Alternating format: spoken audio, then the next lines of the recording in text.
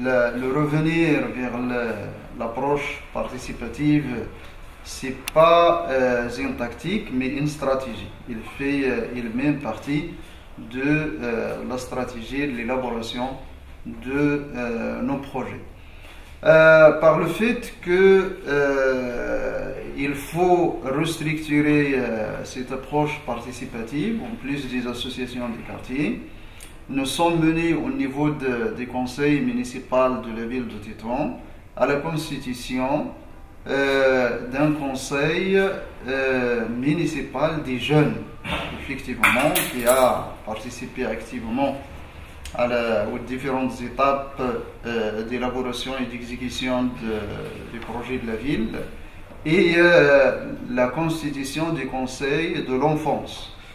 Et vous avez vu hier que la présidente de la ville de Tétouan du côté de l'enfance a quand même une intervention qui, pour nous, ça reflète le niveau de suivi de tout ce qui est la gestion de la ville et la signification des projets de l'urbanisation. Je pense que c'est fondamental, surtout dans notre contexte de la Tunisie post-révolutionnaire où il y a beaucoup de choses à bâtir, essentiellement la confiance entre les institutions, soit locales, soit publiques, et la population, le secteur privé et les syndicats. Donc il y a une construction à faire. En même temps, il faut cultiver le sentiment d'appartenance des citoyens au niveau d'une ville, parce que ça a été occulté par un pouvoir central très très fort, et le sentiment d'appropriation de la ville par ses citoyens. Un citoyen participe à l'élaboration ou à la décision de faire tel ou tel projet, certainement, il va veiller à sa réussite, il va veiller à sa durabilité. Et tout cela, actuellement, malheureusement, avec des décisions qui sont unilatérales, on ne peut pas retrouver ces deux, si vous voulez, ces deux caractéristiques. Voilà. La participation des citoyens, les avis des citoyens sont nécessaires pour déterminer, pour fixer les nécessités de la région et de chaque village, de chaque mairie, pour avoir une étude stratégique. Moi-même, j'ai commencé une étude stratégique pour le développement de la région.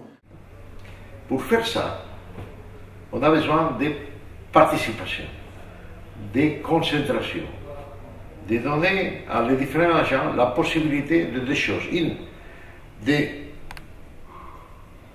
réfléchir conjointement avec les élus, avec les cadres municipaux, sur qu'est-ce qu'on veut faire de la ville, et comment arriver à cette vision partagée et désirable, et faire les stratégies, les projets qui donnent vie à cette stratégie. La stratégie sans projet n'existe pas, c'est des papiers. Et ça, c'est la réalisation des plans stratégiques sans les PCD. Mais à part de ça, il y a une seconde partie plus importante, que c'est leur participation dans l'implémentation des projets. Et non simplement par les contrôles, par la définition de qu'est-ce qu'on doit faire dans un quartier, dans une place, que ça aussi, ça c'est important, mais aussi comme acteur qui réalise l'action.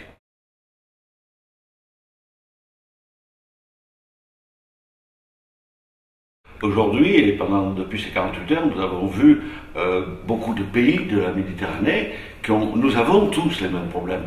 Il n'y a pas des pays en première ou en seconde division, nous sommes tous liés en Méditerranée. Et nos expériences sont importantes.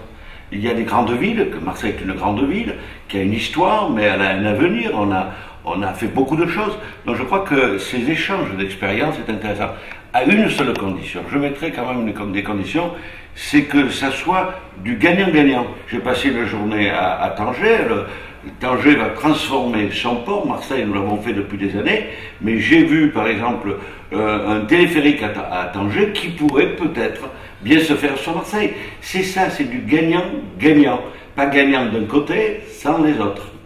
J'espère que le rôle de MedCity, des associations, des ONG comme MedCity, soit développé plus grand pour donner le support, le maximum de support pour faire le développement, spécialement dans les régions rurales comme la nôtre, pour faire le support et pour éliminer les différences entre les peuples. Je ne dirais pas que les projets ou les initiatives qui se font dans un pays ou dans une ville sont transposables, mais on peut s'inspirer de certaines actions, de certains succès ou même de certains échecs pour en apprendre des leçons, et c'est ça le but. Vous avez vu qu'on peut parler d'une manière tout à fait libre des expériences où nous exposons aussi bien les réussites que les échecs, et en discutant de ceci, on peut sortir des plans d'action pour chaque ville, pour son développement, et qui s'inscrit dans, essentiellement, vous en avez entendu parler, c'est le développement global ou le développement durable. On n'est plus dans l'urbanisme pur et dur, mais avec une vision beaucoup plus large, beaucoup plus globale, et je dirais beaucoup plus méditerranéenne.